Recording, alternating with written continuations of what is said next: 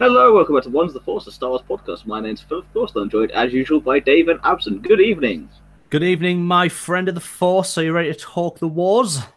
As much of it as we can talk, yeah, there's not actually a huge amount to talk about tonight. It's going to be rather a short episode, as Dave and I were discussing before we came on air. There's not a huge amount between now and April. Star Wars Celebration, of course, in 2019 in April in Chicago. We'll have our man on the ground, Absent. He will be there.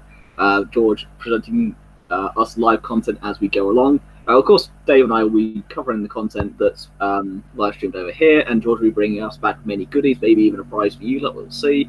But yeah, between now and then, it's not a huge amount going on. You have Christmas, we'll have announcements, of course, for Star celebrations, we can bring you that. But between now and then, not going to be a huge amount, so again, it's probably going to be quite a short episode. So we might as well just jump straight into it. We've got our own bit of news first before we crack into the main bulk of Star Wars news, which is the important part. But Dave, I'm going to let you kind of take this because you've been the one that's been championing our new kind of push out there. Yeah, so it's been a while. When George was able to kind of get a hold of everything, he used to do the audio side of the podcast. He'd get it out there, and it was on iTunes. And that stopped for a while when George getting his new job and moving to London. Not about to get his address and things out, but that's fine. Just turn up there, find out where he is. So it was time to. Good luck. So it was all about now we need to get our episodes back out there. Now it's great that they're on YouTube, but it is a podcast at the end of the day, and I think it's something that a lot of people like to have in their ears. So if they're on the commute or somewhere, so you've got something to listen to. I know I have mine plugged in the car, so having it on YouTube is great, so people can tune in immediately and watch and join in with us. That's great, but having a podcasting, it's great to have it as an audio feed out there. So we've fixed that. Our episodes are getting back out there. So we are back on iTunes. It's now under the Ones of the Force yellow logo. So you'll see our old logo. Anything new, you will see under the Ones of the Force, the OWTF logo.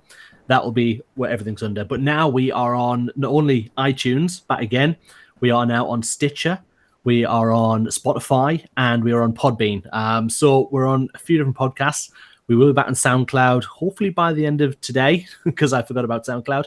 So, yeah, it's just nice to get those back out there, and we've got a bigger reach now with having all these different areas and different places that our podcast is now hosted. So, yeah, we're going to start trying pushing that out there so we can get a few more listeners in.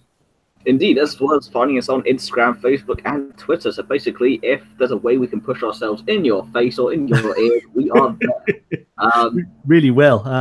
Yeah. You may not want us, but we will be there. It's just the way of it is now. The way of the Force. You will be having Once the Force thrust upon you, and we like it. Anyway, moving swiftly on to the actual main news. So the first bit we've got to fight is Pedro Pascal. He's now rumored to be up for the lead role in The Mandalorian, being the Mandalorian himself. We don't have the name of the character, of course. Now, we knew he was in the show early in the year, but it's now heavily rumored he could play the Merc himself, and I am quite excited by that prospect. Now, this guy, is he in Game of Thrones? He is the Viper. Right. Now I'm gonna say it now, and I'm gonna have to say it again. I've never watched an episode of Game of Thrones. Yes, I'm one of those people. But I know, right? So I had no idea who this guy is. So take it away. Tell me what he plays. Who is he? The Viper is probably opposite of what you'd think for the Mandalorian in terms of he's quite a sexual deviant. Children will not know of this character. If you've seen Game of Thrones, you'll know who I'm talking about or what I'm talking about. He's also one of the most prolific fighters in Bravos. He's a kind of a flashy, show-offy fighter and is able to best the mountain in combat, although he gets a bit cocky and ends up getting himself killed. But, hey-ho, that's the end of that. Pedro Pascal, though, he does manage to do a breadth of characters. I haven't actually got the IMDb up for his list of films, so forgive me on that one. I can't remember exactly what he's done on the top of my head, but he is able to portray quite a wide range. He's very physically, as well as he's not Ray Park. However, he does do his own stunts and he does do his own action. He has the ability to be able to do it, and also just again, it's I know we've been talking about this a lot recently at the PC squad of how they're trying to cover the base of minorities, but again with Cassian coming back, it's good to see them not afraid to bring these people into the show, and it's sorry about my laptop there. No, he's a good actor. He has played a wide breadth of characters, but to see him not only in the show but playing the Mandalorian himself, because seeing what he could bring to the character, again, I'm quite excited for that. But might know the other person who's been announced for Gina Carano. She's also rumored to now be in the show as well. She's been in Deadpool, Scorched Earth, Fast and Furious 6, and she's now joined the cast. So I don't know who she's joined as yet, of course, but again, very excited to see her join. It's nice that we're finally getting some casting news starting to drop. I mean, there's still been no official announcement as Pascal. It's been in Variety, so it's pretty much nailed on. They announced it, but there's never been something through Star Wars. Star Wars Show didn't announce him as yet, which is where I'd expect to hear the first. We've had Variety announce both of these people, which again, as you're saying, it's pretty much nail on the head. You know, it's going to happen. Wait for Star Wars to officially drop it. But yeah, the rumor's been swirling around for a while that he's been not only in the show, but now it's more he's up for the lead role. So it's gone beyond just the fact he's in the show. Again, Gina Carano, Variety has announced it. I think Entertainment Weekly again has put it up as well. So again, you've got some pretty credible sources for these people. Yeah, if you're going to go somewhere, if you start Entertainment Weekly are your place to go when Star Wars news is coming out. They're always doing their covers for Star Wars, things like that. So yeah, it's great news, and it's good that they're going out for good actors for this in essence is a 10-episode miniseries as far as we know at the moment. We don't know if it's going to be more than that, but it's nice that going after like well-known actors who should be really good in the roles to see who they were. Yeah, when you have Jon Favreau at the helm, when you've seen the set pictures that he's dropped, when you know that Dave Filoni is directing the first episode, when you have Bryce Dallas Howard in it as well, when you have literally just the announcements get on and on and on, the amount of depth going into $100 million, so you're talking $10 million per episode. It's Game of Thrones budget, but for Star Wars. Yeah, you can't really go wrong with it. So these casting announcements are good. We're of course waiting for the official drops by Star Wars themselves. Of course, they've just announced the Cassian Andor series. So again, you're kind of looking into where it's going. But now, yes, so at the moment it's a mini series. That's all we know. It could just be the one-off. It could be more. We of course are hoping for more. We're always more than happy for more Star Wars, but we shall see going forward from there. I mean, yeah, it's going to be.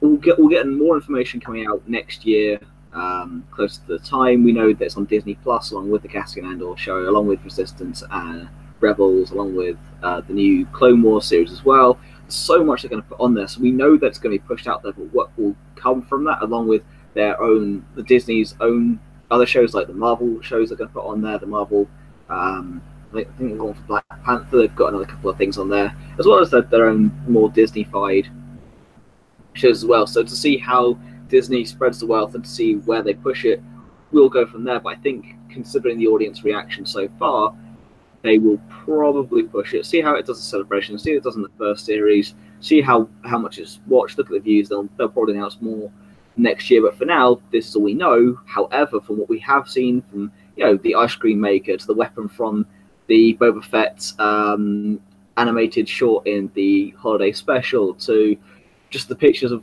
Jon Favreau, George Lucas, and Dave Filoni.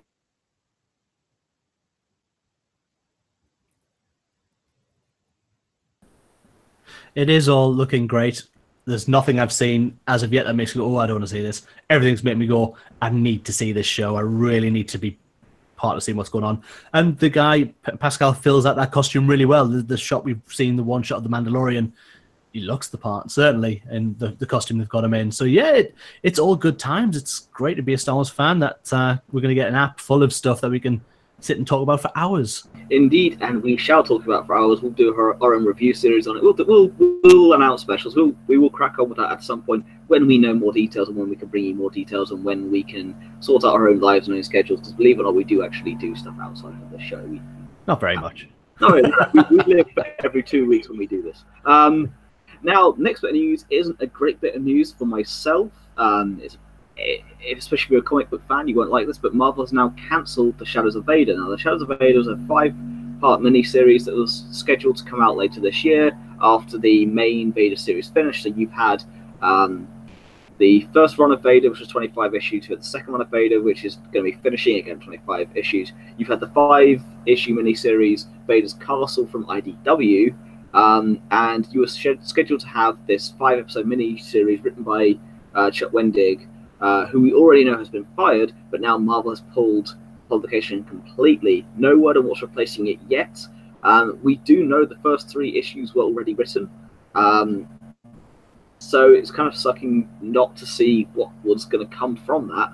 And yeah, it's gone now. We have no idea what's going to replace it, but Vader is now gone completely. So Shadows of Vader, no longer around. And the main series is on issue 22, I think, at the moment, if I remember correctly. So yeah, not long left until the end of Vader. It seems crazy that when we knew there was a few episodes that had already been written, a few issues that had already been written, that they were then not going to either bring someone else in to complete that, because there must be a treatment for the entire run of what the series should have been. So I would have thought, and I'm guessing you probably thought as well, that they would have brought someone else in, would finish out those last few issues. For them to then come in and just cancel it entirely, it's crazy that they would do that. That would just throw it away, kind of. Maybe it'll be used at a later date. Maybe it's held back in story group for canon and things like that about Vader. And I'm sure down the line we will hear something more about it. But for now, yeah, for them to come out and say, right, that's it, it's done. I'm guessing because he's such a big part of it and he wrote the first 3 issues, that's his story, that maybe they just thought, you know what, if we're going to bring this out, we'll bring in a brand new writer and we'll start with a brand new story with someone else. Indeed, it is sad, especially when he said already the first 3 issues we know were written. His book, which there was a treatment for as well, has been pulled. No word on what's replacing it, but for now, yeah, big Vader hole has been left. However, it has saved you some money, so that's good. Yeah, this is very true in some aspects. I mean, we've still got Age of Republic, Age of Empire. Sorry, Age of Republic, Age of Empire, Age of Resistance, Rebellion. Sorry, Age of Resistance coming out. So that's still another like 30 issues. There's still the main series, which is on issue number 50. Or whatever it is now, there's still plenty of comics, there's still plenty of things, and there's still plenty of books coming out. So it's saving me some, but not much. However, I will make you pay for that by making you buy some pop or something. Although we don't about it. But anyway, actually, we can have a rant. I forgot to include that. We can put that in another bit of news later on. However, so next bit of news, we've had a couple of interesting releases from Star Wars Galaxy's Edge. We've had the theme by John Williams. This was put out by Star Wars, and we've had the Flight of the Falcon and Rise of Resistance exhibits revealed as well by the Disney Parks official blog as well. So we've had official announcements for these. The John Williams theme, I love it. I think it's awesome to have that blaring out whilst you're there. You really are going to be immersed in this. We'll talk about that first. So what I thought we'd do first is, just before we actually get into it, we've got a fair use on this thing. I think we've got about 7 seconds, so I'm just going to literally give you a little quick burst.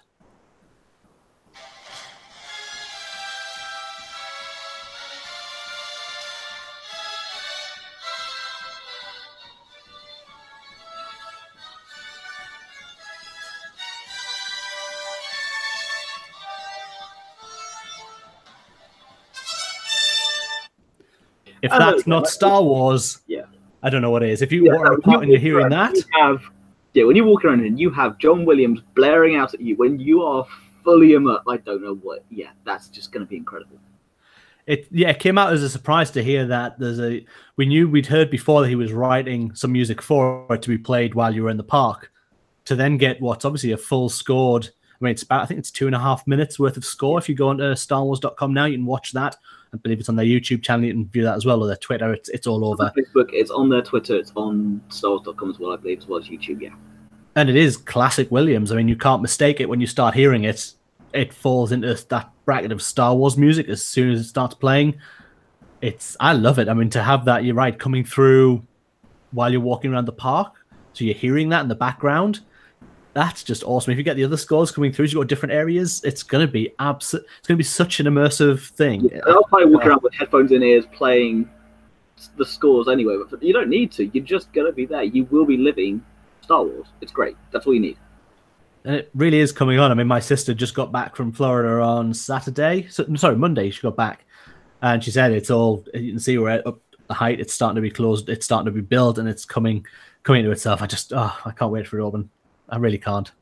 Indeed. It's something we'll have planned. Maybe for the 4th year anniversary. I was talking about a friend of mine about both because our 30th birthdays are very close together. We were talking about doing a trip out there for our 30th. So nice. you never know. Something might be coming soon. If we do something like that, of course, I'll bring you content from that. But yes, we've got that much to be earlier. Only a couple of years to go, so we shall see. But of course, then on top of that, we've had the Rise of the Resistance and Flight the Falcon exhibits revealed. And Rise of the Resistance is a full immersive VR battle where they put you in the heart of it. You are on a First Order dreadnought, and the Resistance to attack, and you are literally placed right in the heart of the battle. So not only is it you're going to have this soundtrack blowing out on the outside and the inside, you will be in Star Wars. There is no way to escape this, which is, of course, what we want. I mean, the trailer itself looks fantastic. The visuals look amazing. You know you're going to look like a prat as you're doing it. However, are you really going to care?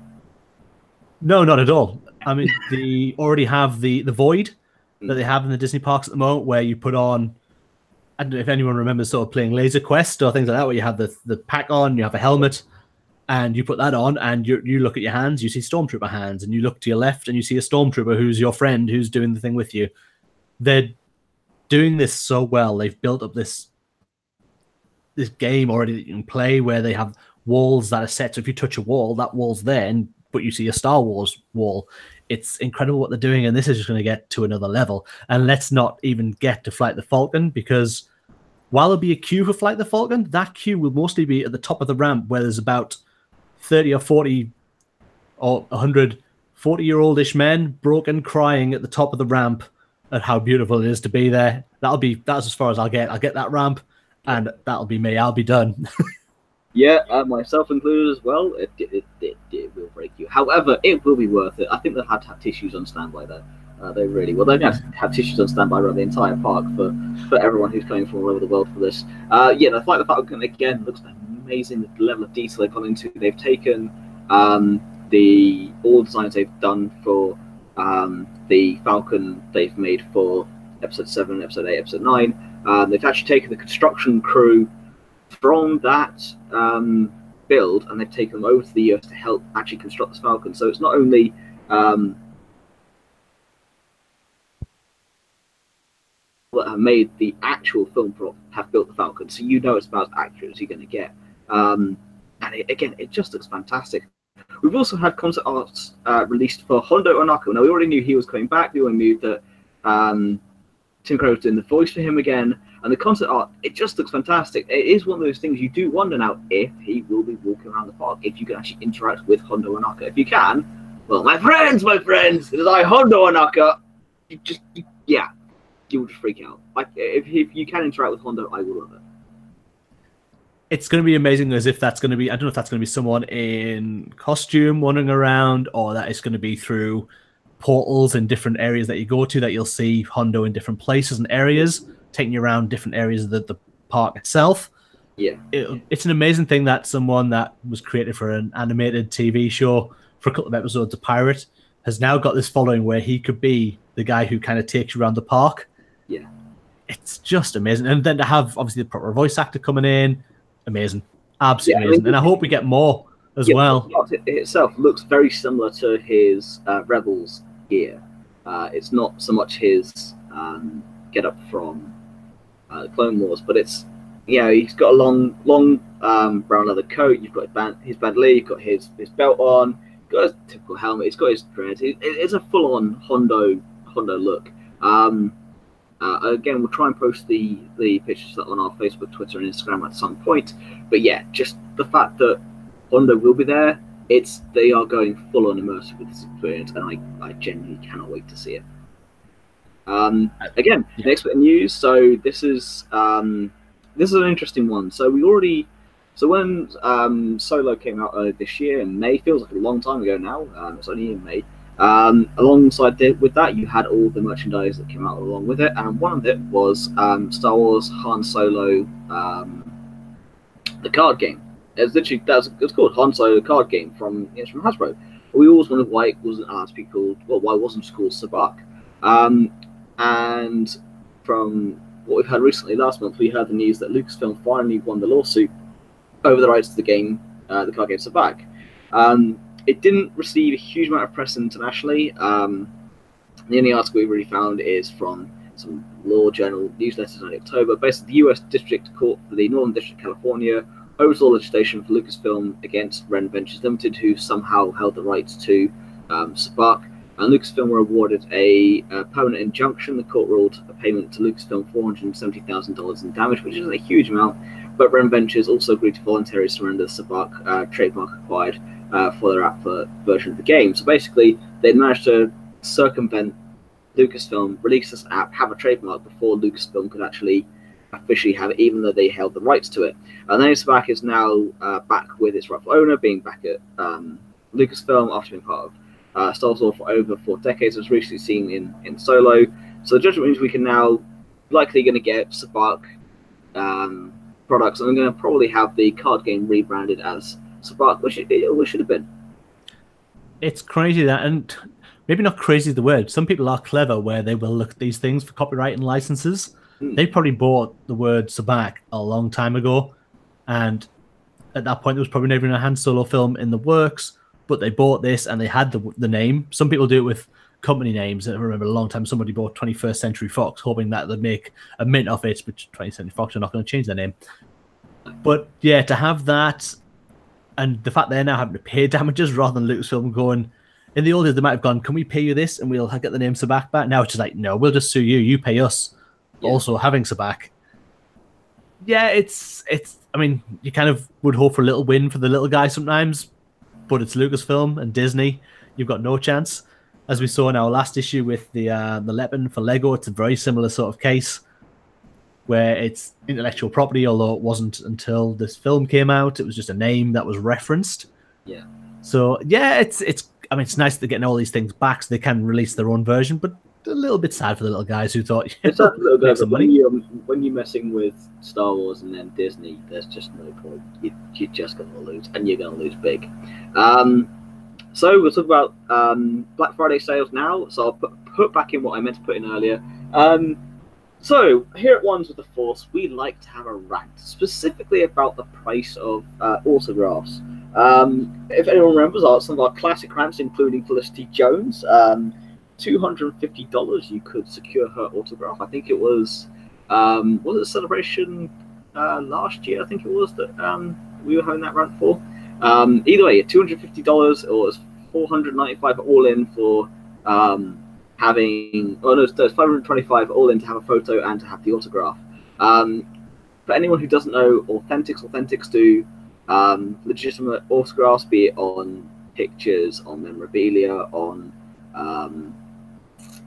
pops. You get a certificate of authenticity with it. You do have to pay a little bit more for it, but you are guaranteed it is 100% legit. We had our rant last year about Harrison Ford, about how I think it was $1,500 if you wanted to customize one. I think it worked out at nearly $100 a letter for my name, the customization part of it. It was just insane. Again, we had another one this week because we had Adam Driver's birthday, so Authentics did a flash sale, as it was, for some of their stuff, including a signed pop, which I nearly had to bend Dave's arm to buy, because I down to $236 for a signed pop. Oh, I wanted it so much. I know, it's down from $329, but still. It was, I think it worked out £204 for this pop signed by Adam Driver. And I'd not lie, it was in my checkout a few times where I was like, no, do not buy this close to Christmas. Had it been any other time of the year, you know what? The credit card might have come out of storage and gone, you know what? Why not? As my pop wall grows. Yeah, but and the divorce papers would have been on your table the next day, you know. Yeah, they would. But on the plus side, so yeah, it's actually, I mean, it is nice. Authentics are somewhere you can go if you want to get official. I mean, you can buy autographs through eBay and things like that, but you're in no way guarantee that you're getting a real signature by the person you expect to have that off. It's probably some guy in the back room scrolling himself. But so you're getting an actual authentic autograph, which is great. If you want that something special there, I mean, I've got a couple. I've got a Christopher Lee one, and some other ones as well. They did, but Mark Hamill. But it is expensive. It's not a cheap thing. You can probably ways and means of getting these people to sign other things, but then again, you're looking at things like premieres and stuff like that in order to try and get anything. We will not be doing that. Yeah, George is crazy for what these premieres. A lot of premieres has a lot of awesome autograph squiggles, but it's Yeah, here's a lot of skills to make us a lot of money. We've already told him we will be when we rob George, yes, we are going to be very wealthy men. Yeah. But it's nice to be able to get these things. Again, it's not a market that you can go into if you think, oh, I'll spend a little bit of money on here. They're a lot of money. Harrison Ford was always going to be, he was going to name his price, so we're never going to be like, go on, we'll do it for £200. No, never. It's never going to be that. If it was 200, you can guarantee they would have been sold out within 5 minutes. Oh, yeah. Yeah, absolutely. But yeah, to be honest, the Pop Sign by Adam Driver was awesome. I would have very much liked it, but no, I held off. But Authentics is a really good site if you do want that kind of thing. You want official merchandise, official autographs. Everything is done well, and as I said, speak of Authentics, they have now actually done a Black Friday sale as well. So Novos have done one as well. So if you want to be able to go and get some, now is a good time to do it. So I don't know if the Adam Driver stuff still will be on sale for their Black Friday sale. However, go over to both their websites, check it out. Novos do the awesome helmets. They do awesome replicas. They're not 501st or Rebel Legion or Mandalorian Merc certified. You have to modify them for that, I think. But it's about as close as you can get to it being screen accurate without going through the Legions or going and finding a prop or stealing a prop or getting your hands on a prop somehow. I know us do cracking stuff. Have you got one of their helmets? I can't remember if you have or haven't. I don't have a Novos one. I do have I've got a Vader helmet that was cast. It's a fiberglass helmet, so that looks awesome. I used to have Master Replicas 01 Saber a long time ago. So I have bought I know, I sold it in a moment of madness. Yep. And now it's worth like 4 times the price I sold it for.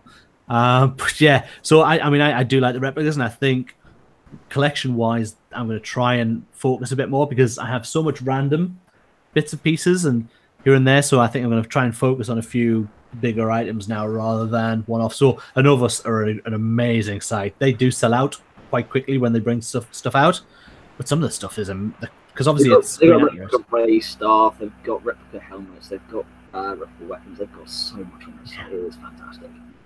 Absolutely amazing. Absolutely amazing. However, though, we have had Disney flying a new pattern, and I am very excited for this. So it's something that we've always wanted. Ever since Star Wars has been around, there have been toy lightsabers, either kids using sticks all the way up to the full-on metal replicas, as you say, with the Master Replica ones they've done.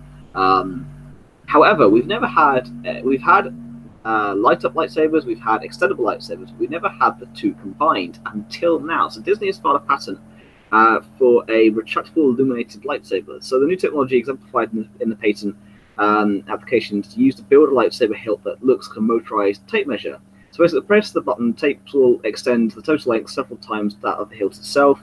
They also have some kind of LED lighting inside, so the lightsaber can light up similar to the way they appear in the films and the way they have the replicas now. So as with the current lightsaber replicas on the market, there would be built-in sound effects to give a more authentic experience, to go when they clash together, or just when you ignite the sabers, or when you move them, so some kind of motion detectors. Some mechanics will operate to eject the blade, be used in reverse to retract the blade. So again, we never really had that. You've had to just push it back in or flick it out. So the new improved lightsaber has potential to be the most realistic lightsaber available to date, and likely command a premium price for that. You're talking the hundreds there. But the new invention is a significant improvement over the current collector models as well.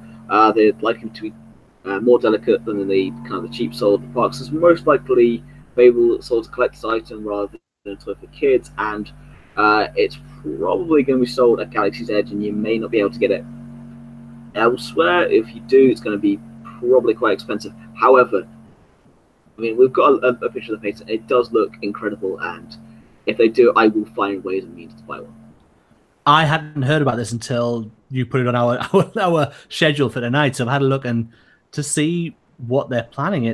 I've never ever seen anything like that. I'm still looking at the picture that we put up that you sent us. I have no idea how it's going to work or how it even then is solid when it comes. I don't know, and it confuses me at how amazing this might be if they pull this off and it does actually come to market. Everyone's going to want one. Yes. Yes, everyone will want one, and I will have one. I will find ways and means to buy one. I will.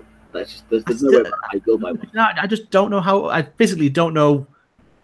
It must be magic. It's obviously magic. I don't know any of the reason behind it or anything way to explain how this blade will come out of there. But hey, I'm all for this. All for this. ever since I've been a tiny little person to a much bigger person, I've wanted a lightsaber. And if you can then get one that does what it's supposed to when you press the hilt on, bring it on.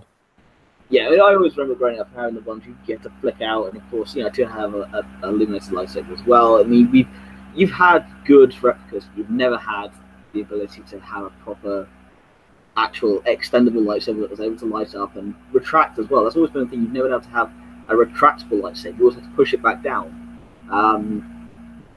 Or you had a fixed blade that was able to light up and retract, but then you were stuck with a blade that wasn't lit up. So if they're able to pull this off somehow, yes, we will be buying all of them.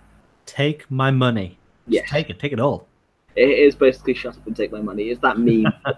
That's just exactly how it'll be. Although, when I went out to the States recently for a holiday, that is exactly how I was. I just sent a picture to my friends with that meme, and then my hand literally holding nearly $900 just to however, so we've got our last bit of kind of news here. It's just a little interview with Oscar Isaac talking about Carrie Fisher. So basically, speaking to the Daily Beast, Oscar Isaac promised that the still untitled ninth film will pay appropriate homage to Leia and to Fisher's sense of fun.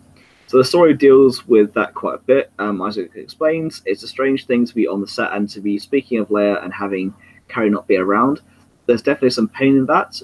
He does, however, go on to reveal there's a looseness and energy to the way we're shooting this that feels very different. It's been really fun back with JJ, with all of us working in really such a close way. I feel like there's an element of almost seniority, he laughs, since everything just feels way looser. People aren't taking it quite as seriously, but still having a lot of fun. I think the energy is going to translate to a really good movie. He ends up promising fans that in regards to Beloved Leia, Episode 9 deals with the amazing character that Carrie created in such a beautiful way. So again, that's a quote from Oscar Isaac talking to the Daily Beast. We knew that Carrie is going to be in Episode 9 using footage from Episode 8, potentially some from Episode 7 as well. How they're going to go about doing it, we don't know. How they're going to tackle her death, again, we don't know. But at least it's good to have that little insight to see they are kind of taking care of her. It's wonderful to see that they're taking care of the character. And it's wonderful to also hear that they are enjoying shooting the movie. It sounds like, and it's not a go against Rian Johnson, but to see how loose it feels now and how much more fun how the fun they're having on set. It certainly does seem that way. Like maybe the last one wasn't as fun as we would have liked it to be. I do think Carrie. They said they're going to use footage from 7 and 8 that was unused, and I've seen rumors that Carrie will be seen with lightsaber, the Skywalker family lightsaber. Now, from the very early teaser trailers, we saw Maz give it to Leia in the early teaser trailers. There was a hand, and Leia's hand took the saber. So we know that's happened. It has been shot. So there's a lot of areas they can go in with Leia. I don't even know, maybe, will they kill her off? Will she be the last character standing as the credits roll, end of the Skywalker saga, and she is with whoever, be it Rey or whatever's coming next, who knows? But yeah, it'll be really, really emotional to see Carrie in this movie when she wasn't there to shoot it. But also, I mean, it always seemed the way that when they were making these trilogy of films, Episode 7 was Harrison's film, and that he was going to go out in. Obviously, 8 was then Mark's film, where they were going to pretty much end his character, and then Episode 9 was probably going to be Carrie's movie. Now, I think they may not have done what they did with Luke had Carrie passed away earlier. I think Luke may have seen out that movie. Yeah, Luke would have probably certainly not been used gone off to the be one with the Force. I think he would have stayed, and that would have happened towards the end of 9. Certainly would have ended probably still the same way. You would have seen the character go.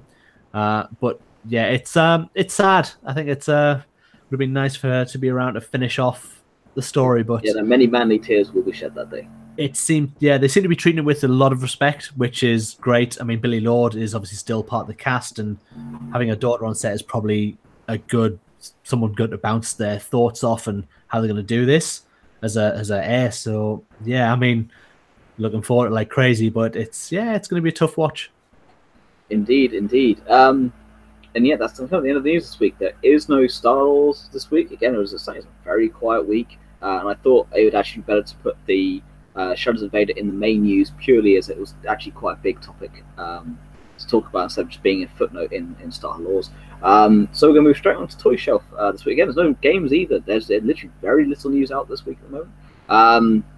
We've had the Walmart exclusive announced for the Castle Force Inc. 2.0. So it's a three-layer play set. Looks to be kind of either a cardboard or kind of a loose plastic set. You've got a Han Solo figure to go with it, so it's with the Force Link 2.0 wearable technology. So two sides to play, includes rotating turret that launches a projectile, includes so it's a cardboard structure. There you go. Ugh. Trying to get that word out while you're trying to read it is not exactly easy. So it's unassembled, you've got 5 accessories, instructions, you've got the same scales, so all 3.75-inch Force Link 2.0 figures. So yeah, being a cardboard one, against $38, I think it is. Doesn't excite me very much, but again, if you're in the States, if you have a young kid, it is Christmas, you might as well. Going back to building cardboard models, I mean, they did it with sets back in the original where you get cardboard backgrounds on things, and it certainly is probably a much cheaper way of manufacturing some sets. So you get a play set out and it's cardboard and you build it yourself, and then you get your play out of that as well. But yeah, again, it's not something that appeals to myself either, but I'm sure a lot of parents would opt for that. Why not get a play set for a child who has the Star Wars figures to do their adventures on somewhere else rather than just the sofa and the floor? And yeah, exactly. So it's nice to see, but at the same time is kind of a cheap out way of doing things. The other thing we've had leaks is the new Inferno Squad Battle Pack from Lego. You have Iden, you have 3 other Inferno Squad members. You probably have Gideon, you're going to have trying to remember the names of the other 2 now. Who is it? You've got Iden Versio, Gideon Haas, you've got Del Miko, and you have the 4th one who's in the book. I can't remember the name off the top of my head. So you have those 3. You do have a kind of a speeder bike as well. It does look kind of cool. But yeah, just randomly leaked out there this week. I got sent that last night by Robin, who is my Lego expert when it comes to this kind of thing. Does look quite cool. I might even get my hands on it. They are a great way of collecting the minifigures up. Sometimes the vehicles or the stuff they come with is not great or you want to build, but certainly a way of getting if you want minifigures. It doesn't have Boba Fett, it doesn't have like IG-88, it doesn't have Bosk, it has Forlom, and it has Zuckuss, and so I do kind of mind. So they're great ways of getting your minifigure collection built up. Certainly, some people you get a lot of speeder bikes on these things, a lot of variation on bikes of speeders. But yeah, so it's not a bad little set, and if you want to get the Inferno Squad in Lego form, probably the best way to do it. You're probably looking about £8-9 when it comes out, so it's not a bad way at all. Indeed, it does look quite cool. I might pick up again. It is a good way to expand your figurine collection, or the minifig collection. Yeah, that is it again for Toy Shelf. Really not enough with news this week. We are getting through it quite quickly. So we're going to move on to Resistance Rewind now. So we've had 2 episodes out, of course, since we've last been on. They are a 2-parter, so it actually helps that we had our 2 weeks off, because it means we can actually squeeze both into one. So we're going to start with Signal from Sector 6. The episode begins with Jaeger waking Kaz, informing him that he's going on a special salvage mission, but it's soon revealed that he's actually meeting up with Poe Dameron for the first time since Poe left him on the Colossus to spy for Resistance. So yes, it's a Poe-heavy episode, which I love. It's good to see Oscar Isaac in it, and I did really enjoy his presence in this episode. After changing ships mid-air, you actually have Kaz getting into a T-70 X-Wing. It's painted like a T-65, looks quite cool, along with his own BB unit, or a CB unit as it is now. It's CB-23. After briefly discussing Dozer and the First Order, as we've known, Captain Dozer has made a deal with the First Order, potential deal with the First Order, to protect the base and the fuel, and there's a few things going around if you've watched the last couple of episodes. But after briefly discussing Dozer and the First Order, the 2 head off to answer distress call from a nearby freighter. But when they arrive, they find some sort of beast has broken out and caused all sorts of mayhem and chaos on board. They eventually discover a bunch of Kawaki and monkey lizards have been let loose, but deep groans and roars and kind of monster in the dark sound leading to they're not alone, they're not found the true monster on board yet. Poe then does shoot one out the air, which is hilarious. It's probably the best part of the episode. I find it a good episode. I mean, we'll talk about it in a minute. Anyway, but that's probably the first part of he's trying to help Kaz get these quirky monkey lizards off him. He does kind of just to shoot a warning shot in the air, and he does hit one inadvertently, but it is quite funny. So they eventually find the life form that they were detecting, not this monster, but a humanoid life form. So it's an alien girl who's the same species as Barris Offie and Luminara Unduli. I can't remember the name off the top of my head, but she's hiding in a crate. They pick the girl up and bring them back, only to realise basically the monster's been chasing them is a giant quacking monkey lizard. Basically a big ass salacious bee crumb, not exactly the most scary thing. They were saying it could have been a Gundark, it could have been a Monarch, it could have been many things. I was hoping for a giant Gundark or something along those lines, but no. They escape and defend off a pirate attack with their T-70s to reunite with Jaeger. Reluctantly, Jaeger agrees just to take the alien to the Colossus and get her registered. But as Kaz leaves her, it's revealed that she's actually one of Kragan's pirates working for the First Order. So Kaz and Poe essentially hook the pirates up by getting access to the Colossus for one of their own. Yeah, it was a fun episode. It wasn't the best episode, but it's good to actually have Poe back, to have Oscar Isaac. It was a good Oscar Isaac heavy episode, and I enjoyed it for those reasons. I loved having Poe Dameron back. That was the thing I enjoyed most about the episode. The shot of him, that he hates these Salacious Crumb characters. The shot in the air to scare them off, and then one just drops down dead was an actual laugh out loud moment, which I've never had with this series. I properly roared laugh. Very well done, and I say Oscar Isaac. He's the best thing I can say about him is he's not phoning in his character in these episodes. He's actually playing Poe Dameron. He's playing him pretty well. I'm really enjoying seeing him, but that was kind of the only enjoyment I got of the episode. I didn't enjoy the Salacious Crumb side of it, the monkey thing. And then when this big one turned out just to be a big version of that, when all along the time my head was thinking, oh, it's a Rancor, they brought a Rancor on board. That would have been added a little bit to it. But overall, to be honest, other than the Oscar Isaac stuff, I didn't really enjoy this episode. That's fair enough. I enjoyed it. I think I enjoyed it because it's Poe. I think I enjoyed it because of that element of having him back in it and kind of it relating more to the larger Star Wars universe at that particular point. But it does link in very well to the next episode, which is Sonara's score. Now, Sonara is the name of this alien they found. So the episode begins with Jaeger's team after fixing the targeting computer for the Colossus's turbo laser cannons, which have been getting extra work ever since Sonara showed up and started leaking secrets to the pirates. It's basically a bit overworked. The targeting system has been knackered completely. They need to replace it. Kaz and Tam head out in search of the parts the team needs, which is just this targeting chip, which leads them to Sonara, who's taken up residence with the scavengers who pick the bottom of the ocean for parts to sell on the Colossus. Sonara has the part they need, so she gives it to Tam, although she guesses kind of the part must be for something to do with the station's defenses. So she does some spying and sees that Jaeger is talking to Dozer in the tower, which leads her to believe that Team Fireball is fixing the station's turbo lasers. To confirm her suspicion, she drops in on Team Fireball as they complete the fixes, so she does confirm the targeting system is indeed screwed up. Tam hurries away because they still think she's just an innocent, but they're trying to protect her, so they don't want to clue her up. However, Sonara already knows this and informs Kragan that the Aces have left and they're on another mission, so that the base is defenseless. And he then does perform an attack. They blast the station pretty well because all his defenses are down. So Jaeger and Kaz rush to get the fixed targeting module installed, while Tam heads off to help Sonara because again she believes that she is a good girl to getting roughed up by the pirates. Kaz and Jaeger eventually get the module installed. By fighting off a Trandoshan slaver and fighting off Kragan, which forced the pirates to call off their attack. And meanwhile, Tam makes an impression on Sonara by actually coming and helping her out. Just as one of these pirates is about to kind of reveal who she is, she manages to knock him out. Which then she's starting to feel bad about betraying Tam and those on board the Colossus she's gotten to know. The episode ends though with Dozer contacting Commander Pyre, who is the gold First Order Stormtrooper from previous episodes, to ask him help in defending the pirate attacks. So the First Order's plans to gain a foothold in the Colossus using the pirate system paid off. We knew about the deal with the First Order from previous episodes. It's kind of interesting to see how it's going to lead, especially now since we actually have had it confirmed this takes 6 months before episode 7, so how it's going to lead into the attack on Hosnian Prime, and how it's going to lead into the Attack of the Resistance and everything else. It's interesting to see where it will go. But yeah, I thought it was a good episode. It wasn't. These aren't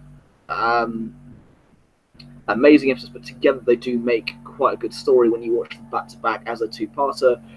The first episode is quite weak in terms of if you don't have that second part, it's good to have Poe in there. But this episode again leans more into the pirates and the side of the Colossus. I quite enjoyed it. It wasn't as funny as the first episode, but yeah, still good. I disliked this episode. There was a couple of things again that I did like. I did like the ending, not just the thing ending like that's it, it's finished. Thank goodness for that. The lead into the First Order now being going, okay, I'll take your deal. I thought that was a really nice finish, and that would lead up to whatever's going to happen next with the First Order actually coming on board and actually being part of the ship. So I think that's going to make the story sort of push on a bit further. And I love the designs of the pirates. I love the fact they're in battered up stormtrooper outfits, and their ships are a hodgepodge of, you see bits of TIE fighters and Imperial landing crafts. You see all sorts just podged together, and the design element I really, really enjoyed. But the episode as a whole, I just did not get into it at all. I'm not a fan of the pirate character. Again, I've forgotten her name already. Sonara. Yeah, Sonara. So I'm not a big fan of that. And it was an episode I could not get into. So I watched it twice just to see if I just. Sometimes you watch things and go, I didn't really just. I give another chance. Some of the filler episodes we got from Rebels, though. Oh, don't get us wrong. It's better than quite a few episodes of Rebels we got, but it's still. I didn't enjoy the episode and couldn't get into it. So I'm actually looking forward more to the episodes now that the First Order have been now invited to the Colossus. Yeah, very much looking forward to see where they go and how they handle the First Order and how they handle business going forward. Yeah, very excited by that prospect. Yeah. That's it for the episode. We've got our Cantina Talk we're going to talk about in just a second, but yeah, as we said to you, very, very short episode this week.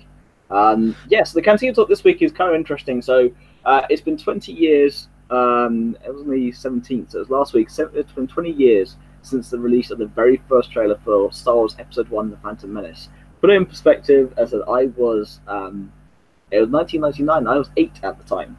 This is quite a long time ago for me, but again, I've been growing up on this. I kind of I'd seen episodes 4, 5, and 6 a couple years previous, and I was in that gap of waiting to see if or what there was to come from Star Wars. Didn't know if there was. At that point, again, at that time, you did not think there was ever going to be any more Star Wars. You just had the re-release.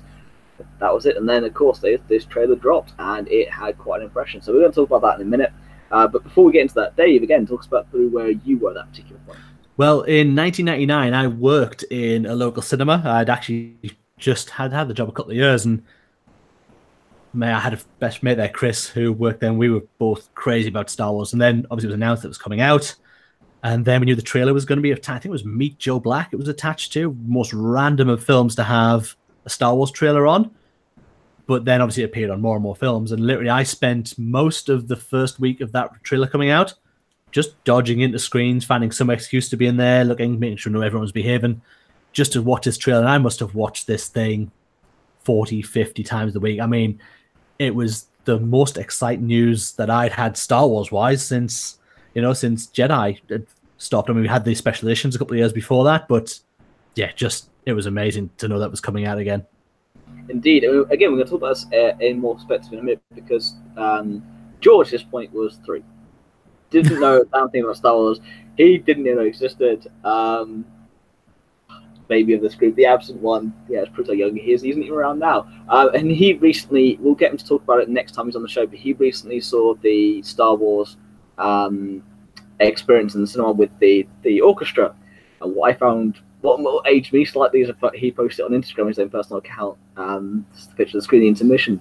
So it's the first time seeing Star Wars on the big screen, well, episode 4 on the big screen. I've done the right way. Wait a second, you've not seen episode 4 on the big screen? No, I missed the special editions because I was only 3 at the time. Well, he was only 1 at the time of the special editions, and he'd never seen episode 4 on the big screen before. So yeah, aging me slightly, or aging both of us there slightly, Dave. I remember this trailer coming out and being so excited. I actually still have the bits upstairs. My grandfather saved all the bits in the Sunday newspaper, all the Star Wars bits. So all the releases, I had picture, which was the official press release picture of Qui-Gon versus Darth Maul in Tatooine. It was just all this exciting news being pushed out, and yeah, then we had this first trailer. So we're gonna watch it and we're gonna review it now. So Dave, I'll let you kind of cue it up. Yeah, so we've got the trailer ready. We're gonna just kind of watch it now. We'll probably talk over it while we see things come up in here, and then we'll just have a bit of discussion about the trailer once it's finished. So I'm gonna cue up the trailer. We'll just you got it ready, Phil? I'm on 0 at the moment. So if we go in 3, 2, 1, and press play. What's that classic green? It's already been approved for all. This previously been approved for all audiences.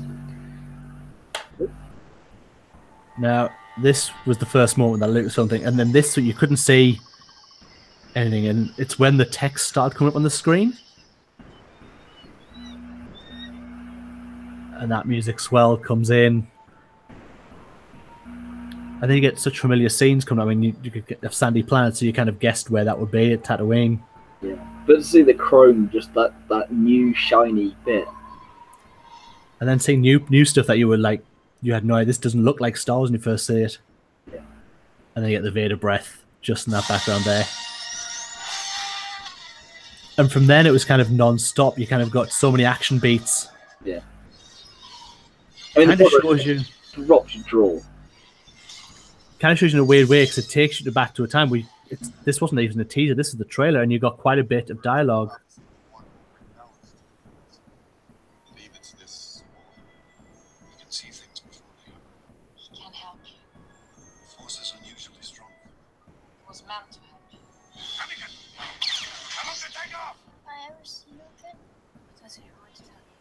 Sure about this? Testing our fate to avoid we hardly know. Anakin Skywalker meets Obi-Wan Kenobi. The terrible Yoda puppet. As well. I thought it was fantastic.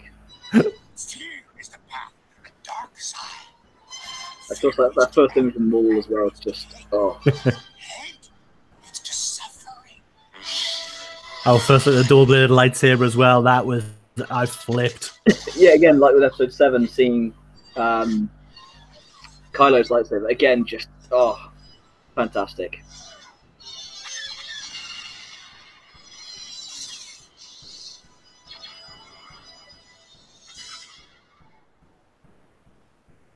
So that was the trailer. It came out, and I say it was a strange sensation for myself. I know, certainly, it was a lot of familiar. You were looking sort of familiar sounds. So you were the gun blasts that were good, the laser blasts that were going off were very familiar laser blast sounds, which sounds weird when it's a movie that laser blast that jogs a memory in my head. But to see that we're seeing these new planets and new characters, and then Anakin as a young boy, and Obi-Wan Kenobi being mentioned, a double-bladed lightsaber. There's no. You can see exactly why people were so hyped for this movie. You already had the introduction of Jar Jar. You already had,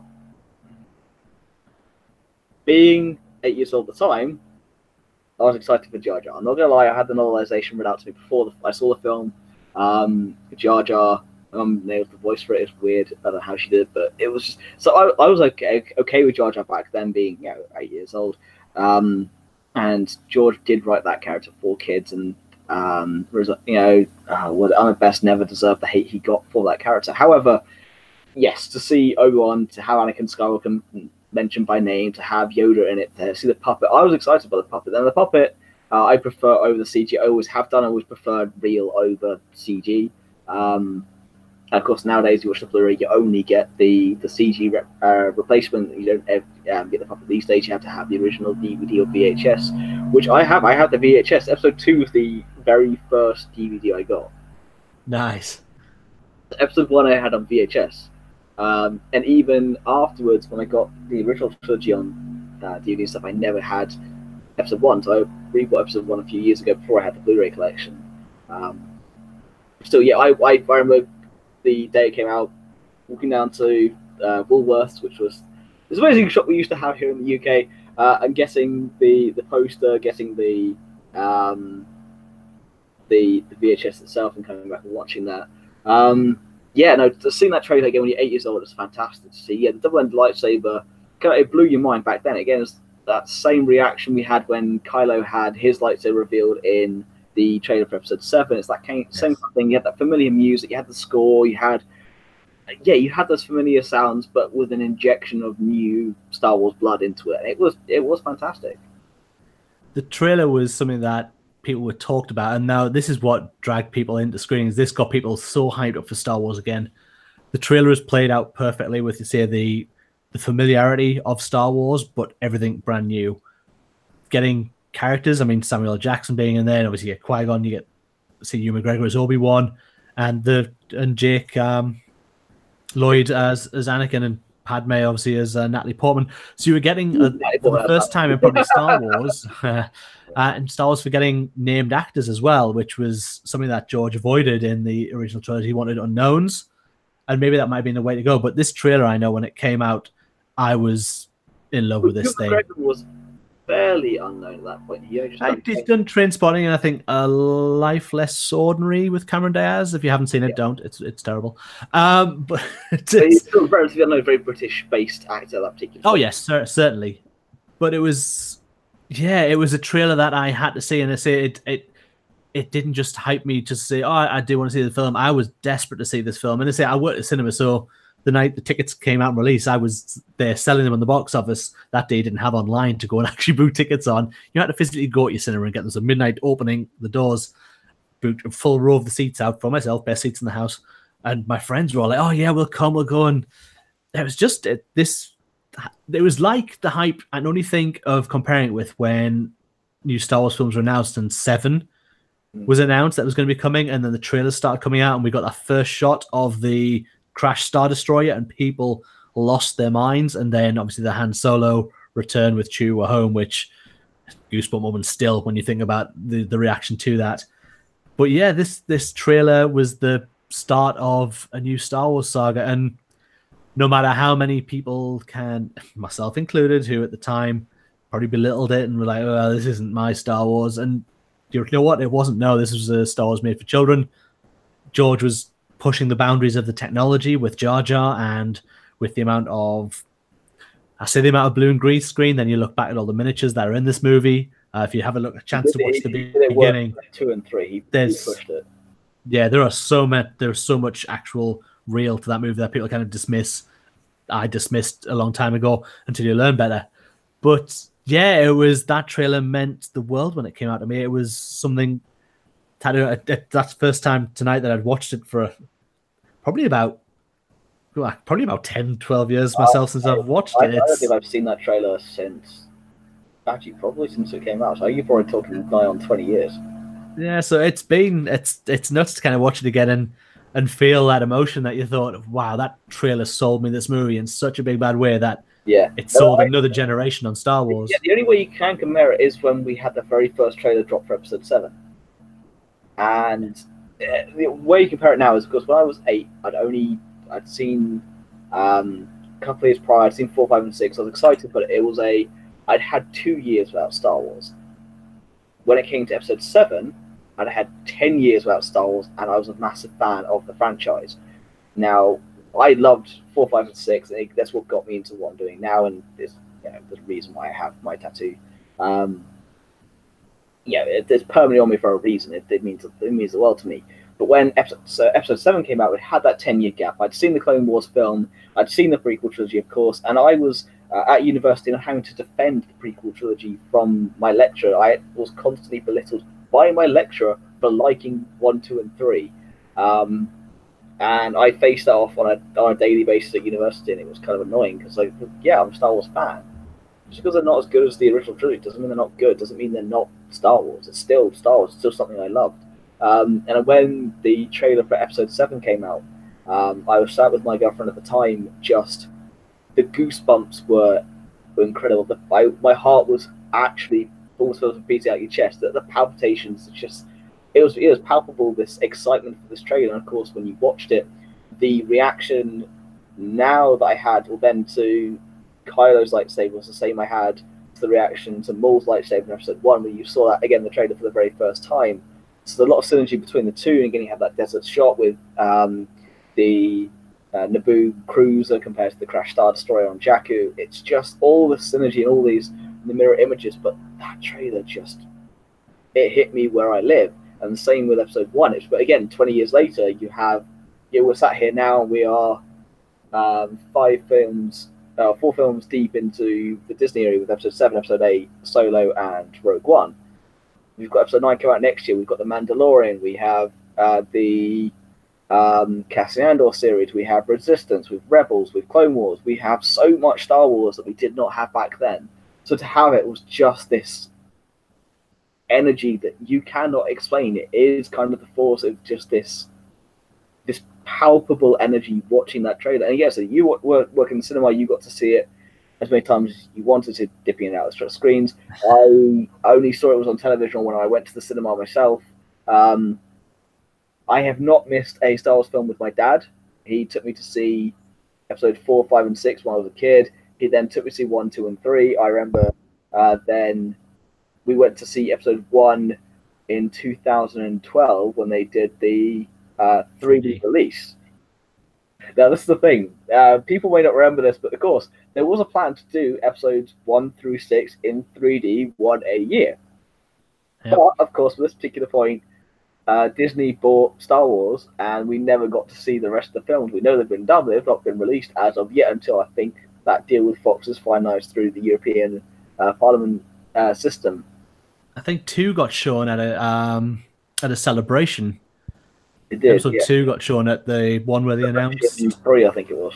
Yeah, so there's definitely it has been shown. So 2's definitely been done in 3D, and obviously the only thing with that 3D kind of died as a film format. It's still an IMAX, but it's very rare that you kind of get. Yeah, because it's a big deal because they've got it right. Finally, technology is right where you're not got things at you. You're looking at through a window, and when they learned that was the way to do things, the technology improved. So yeah, unfortunately 3D kind of went away. Like, you used to be able to buy 3D televisions everywhere, and now it's not even mentioned as a feature, even though you probably can do it. Like, no, we're not really talking about that anymore. Nobody does it. No one wants their glasses in the house, things like that. So it kind of went away, but I'd still love to see. Indeed, but I just remember when that was the thing. That was the next big Star Wars. Yeah. Star Wars in the cinema again.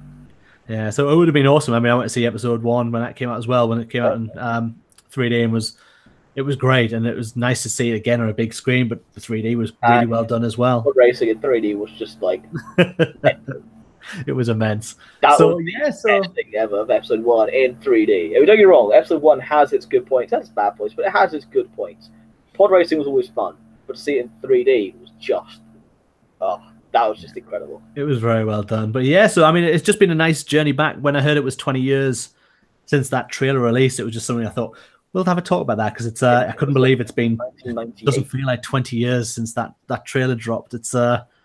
time flies when you're having fun and doing podcasts and things. Indeed. Well, we've been going for nearly 2 years now. I mean, we've got episode 52 coming up. We're on episode 45 now. Episode 52 will be the official 2-year anniversary, although we've missed a couple episodes due to scheduling conflicts and due to lack of news and just due to general life. So the actual anniversary is a bit shorter than that, but we will consider episode 52 as our actual official 2-year anniversary. For Ones with the Force of Star Wars podcast, do not get confused with some upstart that thinks... Now, Phil. Yes, so we are Ones with the Force of Star Wars podcast, and we will be having 2 years, but the reason I mention this, I want you in the comments, either on Facebook, Instagram, Twitter, on YouTube, anywhere you can find us. Leave us a comment down below about what you want to see for that episode. Do you want to see a clip show of all our best moments of me telling George off for swearing? Do you want to see all of us? Just what would you like to see? Leave us a comment down below. We'll do something special. We're going to talk behind the scenes and make a special episode for episode 52 of Ones of the Force of Star Wars podcast. But until then, I don't think... Is there anything else you want to say, David? I think we're good. No, really, it's just a massive thank you all for being there. And now there are ways now you can put us in your ears even more. So again, please remember we are now on iTunes, we're on Spotify, we're on Podbean, we're on Stitcher. A lot of places now where you'll get your podcast from. We are there. SoundCloud will be added to that later because, I forgot. But yeah, we're going to be out there. Your audio version of this will be out later tonight. I'll make sure that's up before midnight tonight. That will be out and available to listen to. So if you don't catch up with this and you do still want to enjoy listening to us, we'll be there. Indeed. So as per usual, don't forget to find us on Facebook, Instagram, and Twitter. We are on iTunes, Spotify, SoundCloud, Stitcher. We're on Podbean. We are on many different platforms. You can always find us here on YouTube. We've been One to the Force. May the Force be with you. Thanks for sharing. Thanks for commenting. Thanks for being here. Good night.